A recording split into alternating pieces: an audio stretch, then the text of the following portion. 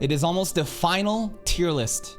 This is the point where it gets kind of weird, because as every, season is about to end, animes, like, they have different scheduling, right? Some goes to episode 12, some goes to 13, some are already done.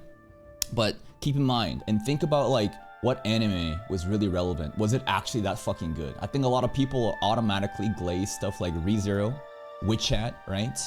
And what's another big one? Probably something like Wistoria, right? As like their, or like Tensura, right? As like their biggest like anime of the season. But like really think about like all the different episodes and how much it impacted you, rather than thinking about one specific moment, because we're gonna do a final tier list categorizing everything by the end of this season, and that's usually fun to see, how people feel about, some anime.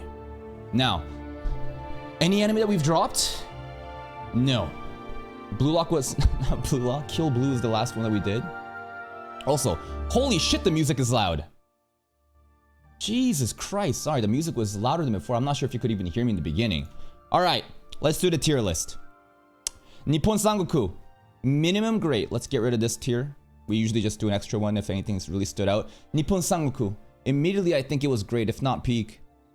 2 episodes of battling against Lord Taira in the Emperor's room. Emperor's development was really cool to see. Misumi's constant debate tactics, being able to counter all the gaslight, it's always so cool to see. The conversation, the direction of those scenes, so fun, right? Again, this is the standard and example, in my opinion, of what I think good directed drama conversation anime should be. A lot of anime, basically people think like this. If it's action, it's gonna be always fucking hype and ore farming, and it's gonna be popular no matter what. If it's talking, then suddenly it's just moving mouth and it's gonna always like be behind. In my opinion, that is a retard fucking opinion. You don't understand anything and you're actually trying to create these weird excuses and defense for like your show that's probably not getting the treatment that it's getting. This one is literally like something on that Monogatari level. Not in terms of the artistic direction, right? It's not the same type of French film direction. I think if anything, the anime that would I compare to Monogatari is more like Needy Girl, or even last season, Shiboyugi, right? This is still different. And again, every scene, just go look at the anime, the camera work, the visualizations, the way that they like create these amazing conversation scenes. The direction is peak. I think that this is probably gonna be the most underrated anime of this season. If I think about like, I think this is also very underrated. But if I really think about like what really had that like 9 out of 10 quality, but didn't get glazed, easily fucking this. Regarding the episode itself though, again, just really cool stuff with Misumi. Lord Taira, such a compelling antagonist. I love how he is still scheming behind the scenes and plays along with Misumi's game. Sine-chan-san's about to pop off soon, maybe. We'll see. And Ryuma being proud of the 2 candidates that he recruited in the earlier of the season. Cool developments happening overall. This one? Let's think about it. What happened? It was a conclusion of this family drama of a kid that got caught up in divorce, and all the stuff that he was doing was actually kind of coping. Whether it be the cozy pizza nights or game nights, right? It was kind of sad.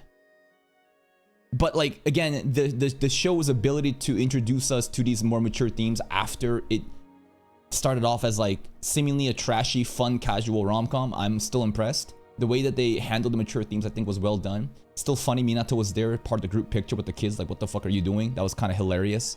But overall, I think it did well in kind of wrapping that part up. Now I wonder what it's gonna do afterwards, because it's just like, now what? Do you have any more wrap-ups, conclusions, or any segue into a new arc, season 2 announcement or something? We'll see. Ascendance of Bookworm also, I think, was a great episode this week. This week we had some actual hype action happening with like the Fey Beasts. We're going to this one part of the town and we're trying to harvest these ingredients for the ritual. But it's like a game mode where you need to hold down the interact button and the bar is loading up, but there's monsters attacking, and every time you get attacked, the bar stops and you have to start all over again. Seeing Damiel's constant is hilarious. Phoebus evolving and seeing the mechanics is also really fun, because it's just like, this is something new. We haven't seen this ever.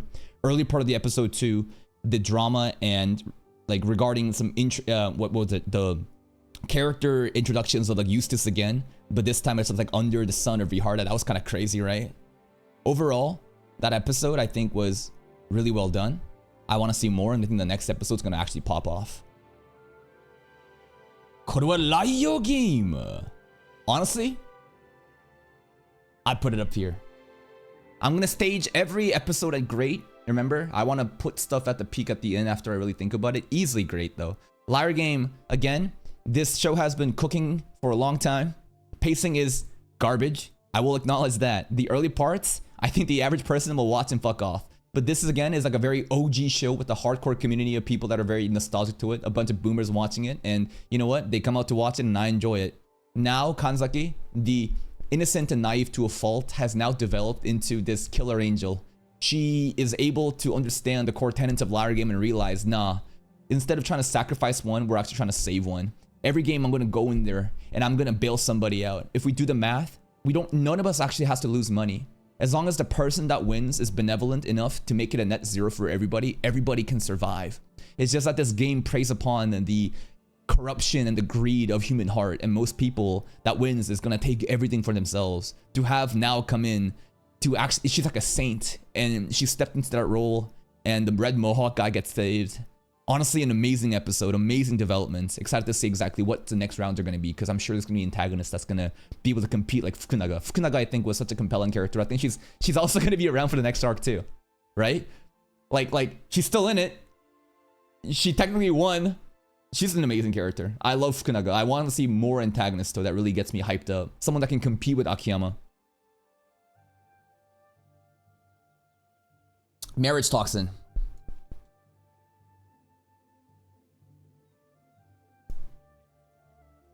Was it mid? Lowest mid, highest good.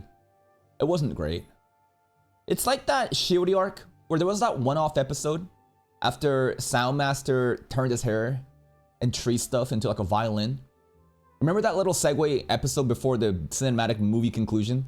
It was like that. It's just like, okay, it's kind of weird pacing. Nothing really crazy is happening. Like Kimi got kidnapped. It was like a Kimi episode trying to figure out what she can do and using the hamsters, right? The hamsters are really cool. She had a moment of actual contribution as she communicates to the rest of the people of what's going on. That was kind of cool. There was some cool stuff with the Watermaster and Ghetto. The Watermaster came out of nowhere flexing her ass. That was kind of cool. Kind of lackluster though. I'd say it's the good. I want to put it in good. It was just like a kind of weird episode, but we'll see how it's gonna land, the conclusion. I have faith. This anime I think is really high quality too, but it's one of those anime that really falls off because why? People don't really care about the characters, right? You have polished, quality animations, great storyboarding and key animations, yet it's not enough to really capture people's hearts. And again, another example where you have actually top tier animation for quote unquote ore farming, yet it's not resonating within people. I hate this excuse that people make saying, oh, if you have hype action, if you have hype shown, and suddenly it's gonna do well automatically. No, the fuck it won't, bro. Aura is hard to pull off. You don't just do action and then people are like, I feel the aura.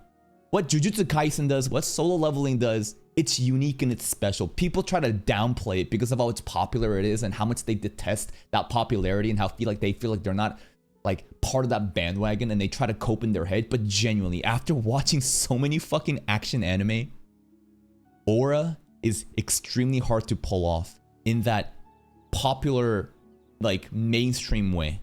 Marriage Toxin is another victim of that. And why is that? The characters people just don't give a fuck about. Ghetto and what he's going on, right? Like people just like, no matter how cool you make it, if there is no story elements or character features or something that people really care about and resonate with, it's gone. Still, I think it's a polished product. Idoma-kun this week was nice, standard. Like this is the classic Idoma-kun characterization episodes. After each major arc, there's some downtime to hang out with the friends and really build up the roster. And I think that this is also where this show really shines with its hardcore audience, right? Many people just want the newest next thing to happen, but many people also appreciate that like the foundation built during these episodes really highlight bigger moments later, right? Whoever character is gonna have some big defining moment, it's even more impactful because you did the work to actually make you care and think about the unique quirks of these characters, right? Basically, TLDR, lead can't get bitches still. Neisama and in lead, I don't know, bro. I don't know. I am excited to see exactly where this is gonna go next. There was a new promotional picture, and I think it was highlighting dem dolls again, right? Irumi is probably gonna come out cross-dressing idol stuff again. So we'll see where the next arc is going. Needy Girl this week, I say, was minimum great.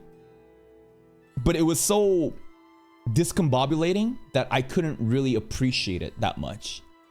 Like, I still would rate the Ame-chan backstory, episode 3, higher than this one. This one was basically, I wouldn't say a continuation of that backstory, but there were a lot of elements that showed what happened, you know, with the mom, the boyfriend, and all of that, the crazy schizo imaginary friends, Alice-chan and Umi-pyeon, right? And how this is gonna lead to how she created P-chan. This is basically the moment where everything's coming crashing down, and the way that it was done, the direction was horrifying, literally. Like, it's on that like schizo ReZero shit. Like this, like from the beginning, the opening theme starts playing, glitching out, wonky, weird tempo, speed. It's actually scary, very unsettling.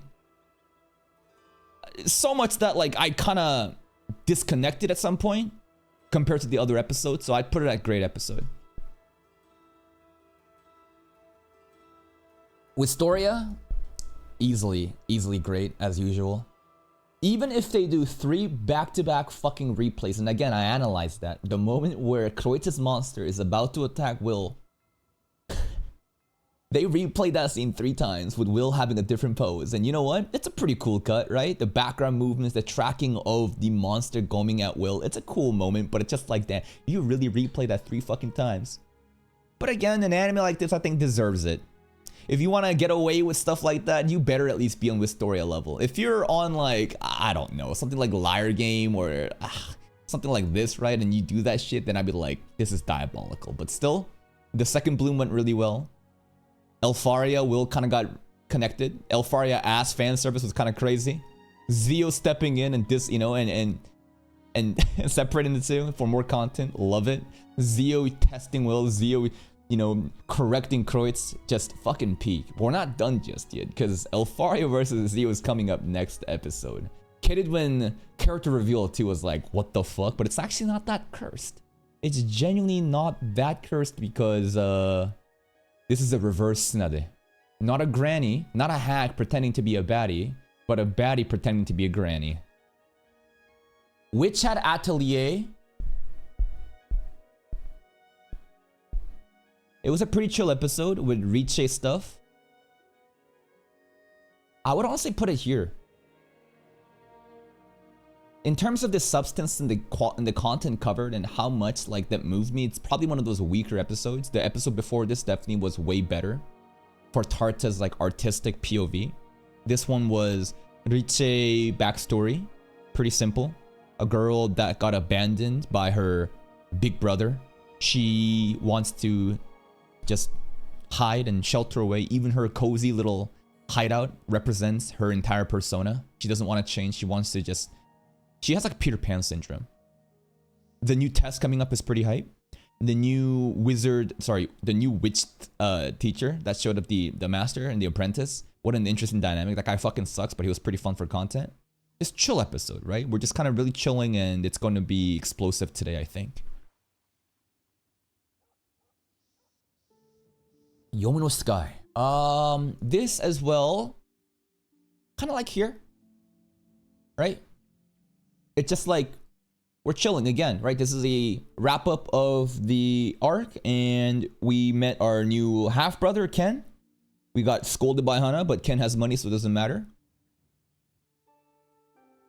Some interesting like exposition and world building regarding Ken's dad, Tadera's predecessor, right? And how that may tie into our missing parents, but everyone's fucking missing. At least the dad is active. No one knows what he looks like though, so that's kind of fun. Pretty chill. Just low-key episodes. These 3 I can confidently say they're all peaks, so let's put them up.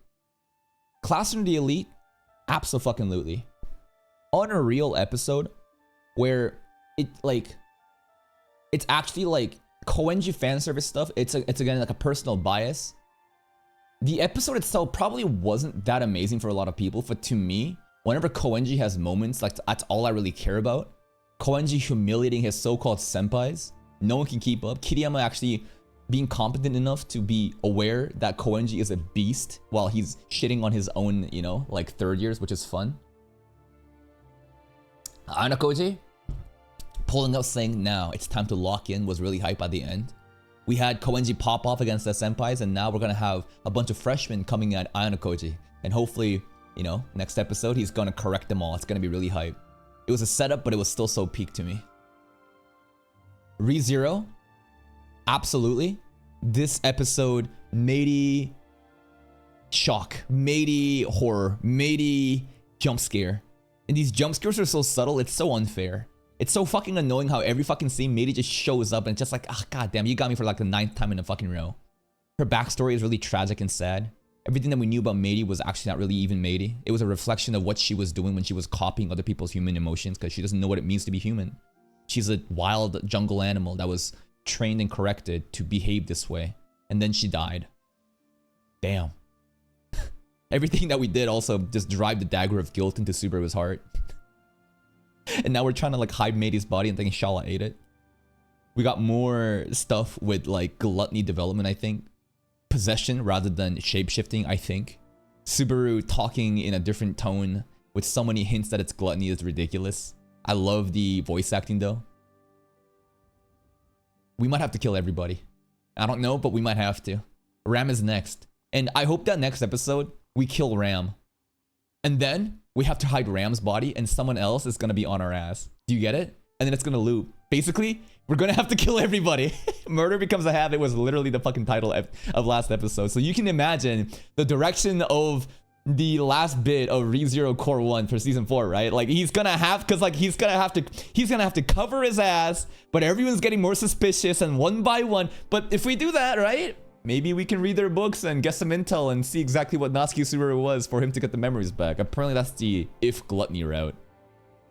Tensura, I have to put at the very top. I genuinely believe Tensura was on another fucking level this week. Probably my favorite episode of this week for one specific reason. This show has been plateauing, if not declining in terms of momentum, engagement, whatever. The motion is kind of dead in the water. Why? Because season 3. And season 3, even though it has some really hype moments, the hype moments were very rushed and kind of weird, right? Whether it be Diablo's moment correcting all the fucking demons. I actually enjoyed that a lot, actually. I think I enjoyed Diablo popping off on those fucking stupid humans compared to Hinata versus Rimuru, which was very kind of awkward. Season 3 was riddled with so much meetings and exposition that was done in such an uncompelling way. Again, if you had Nippon Sangoku direction, or even Needy Girl direction in those conversation scenes of world building, like diplomacy, economic trade, whatever, I think that people would have stuck onto it. It's just that during that time of season 3, Bandai Namco production committee with 8-Bit Studios as a studio handling so many different projects, whether it be Mahoka, whether it be Blue Lock, whether it be Tensura, it was all over the fucking place. And I think that's why it suffered. There's a lot of different reasons, but season 3 basically really suffered, and it was a stain on Tensura, its legacy. Up until season 2, I think a lot of people were saying Tensura is one of the great isekai animes, right? That was like the common theme, and people, whenever you think about great isekais, they immediately think like ReZero, Mushoku Tensei. I think Konosuba and Overlord used to be glazed really hard too, but that motion is kind of dead because there hasn't been really new adaptations of it, right?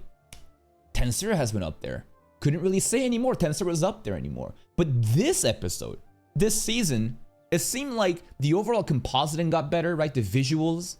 Sound design has always been peak. The pacing of the show, the direction of these meetings, I think improved and a lot of people noticed. And now we're like, what's gonna happen in the actual action sequences? I'm not talking about like Glenda versus Soe, these little skirmishes. I'm talking about a real fucking serious one.